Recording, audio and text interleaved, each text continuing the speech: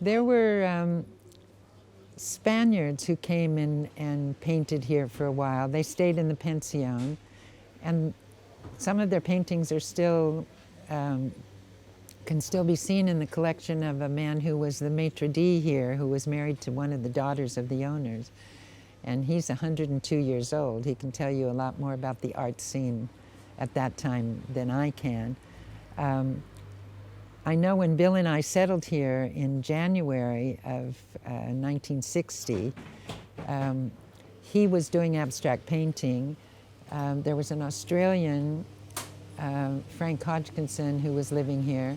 And together they went to Madrid and managed to arrange a show in a major gallery in Madrid called Galeria Biosca. And so it was they were abstract painters, and it was the beginning of abstract art. It was the time of Tapies in Barcelona and Chulida in Madrid. And it was very avant-garde what they were doing. And then they decided to try to have a show in Mallorca, and they formed a group called the 10 of the Teche. These mountains here are called the Teche. And they couldn't find a gallery in Palma that had the kind of setting that they felt their work deserved, you know, beautiful clear white walls and entrances.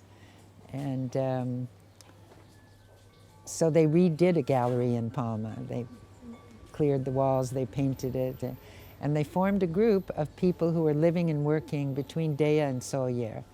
And they had the first abstract art exhibition on the island in, I think it was 1961, yeah. Not many of those people stayed, but the scene kind of increased from then on. You know, more artists came and you could live here so cheaply. So it was very attractive. And of course, Robert Graves had always been an influence for poets and writers. They would come and want to meet him.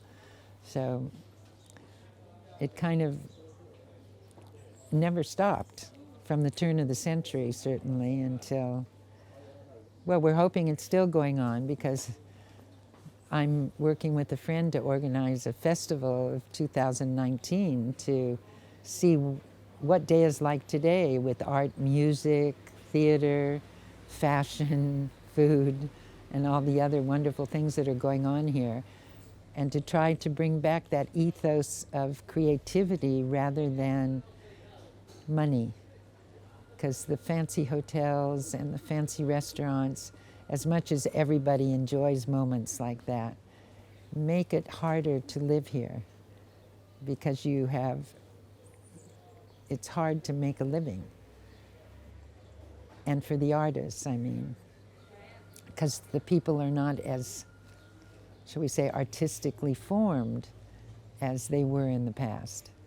So the artist has to work harder, but they're making an effort. Cooperation and community is really important among creative people, and because of the cost of living, we can't get as many new people in as we would like to, but they show up now and then, and it makes a big difference, because we like fresh, young, creative lives all around us, as well as our own.